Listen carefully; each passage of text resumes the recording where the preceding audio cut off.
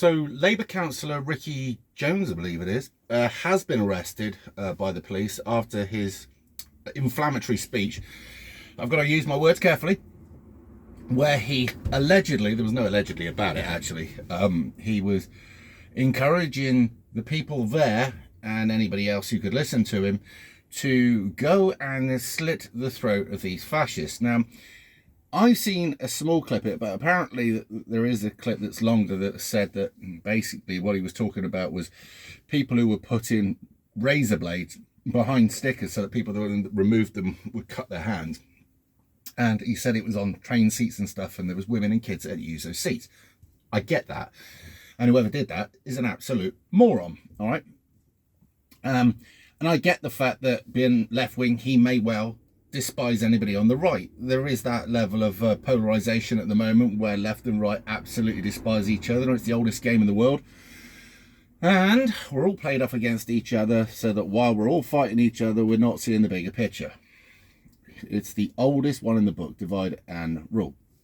However, this does not excuse a person in his position, right, who also is a member of many organisations which at this point now will have no other further recourse than to at least suspend him pending further investigations, but I should imagine to expel him, because nobody wants their organisation's names tainted with a person who's calling people to go out and commit murder, because that's essentially what it's doing. So the police have arrested him for inciting people to commit murder. That's a bit of a charge there. Now, the key thing is here is, first off, they have arrested him. So that's a start, all right? Secondly, what the hell was he thinking? I mean, seriously, regardless of what you think, there's in thoughts and out thoughts. And for a person in his position, in front of so many, with so many cameras, to have gone and said that, beggars belief. I'm baffled. I'm completely astounded. There have been many people in the past who despised people, but whilst in a public position and at least with a microphone in their hand, would have usually held back a little, showed a touch of restraint, at least not said something quite as direct and inflammatory as that. Now, somebody put in one of the comments of my video, I wonder what he says behind closed doors. And this is true. But is he just the tip of the iceberg? Are there many who seek positions of power who absolutely despise anybody who doesn't hold their way of thinking, their narrative? I mean, there are many in different religious groups that hate anybody else for being different. There are many people of colour that hate other people for being a different colour.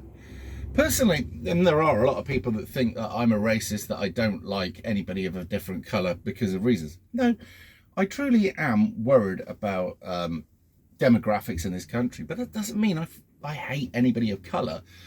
You know, if I grew up with a kiddie who was as black as you could be, right? His parents were from Grenada, lovely kiddie. And we went everywhere together. We didn't even notice things like colour because we didn't have time for that shit. And that was growing up. My parents were quite, actually, they call themselves conservative, but I'd say they were more liberal, but whatever. And now, when I see somebody who's lovely, who is of a different colour to me, I think they're lovely. But that's normal. That's how it should be.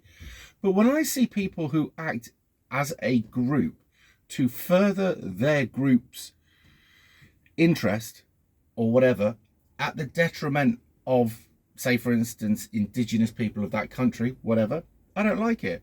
Now you probably get a lefty go, now you know how it feels when you lot went over to Africa. But I didn't go there.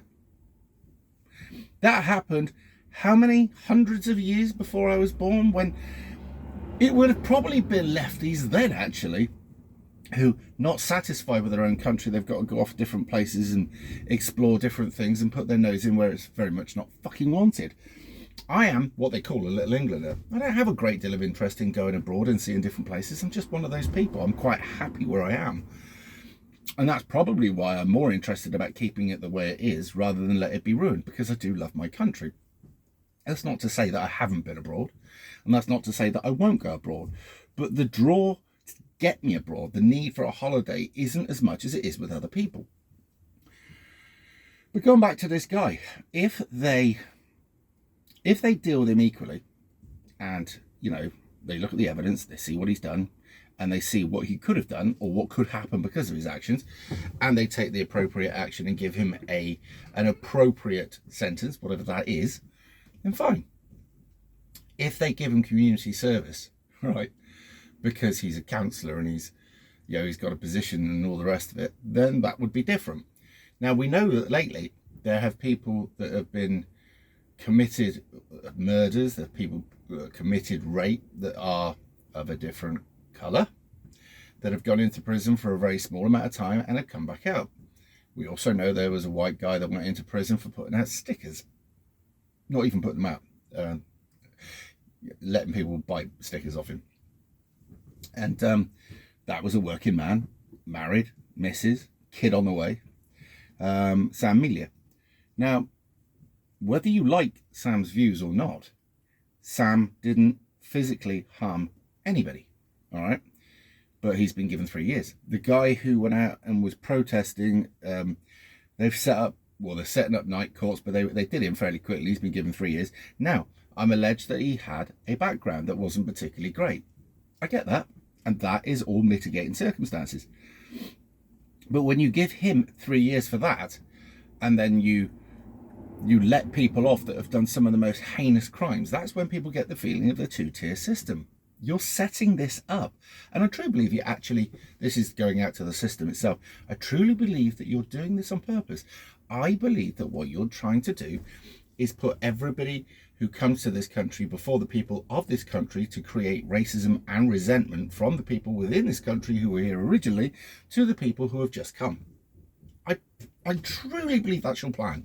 And I actually believe you'll succeed. Racism isn't born into somebody. It's taught, all right? To hate somebody purely because of their skin colour is racism. To be duly suspicious of anything different to you is tribal. Now, there are some lovely people of different colours, all right? And there's some shitheads who are white. And I'd rather be surrounded by lovely people than shitheads, all right? But the problem we've got at the moment is when you've got old dears over here who can't put any heating on this winter because their heating is going to go through the roof, and these heating companies will give themselves bonuses, all right? When this happens, 1 second, I haven't put it on break, you fucking retard. Oh well, whatever.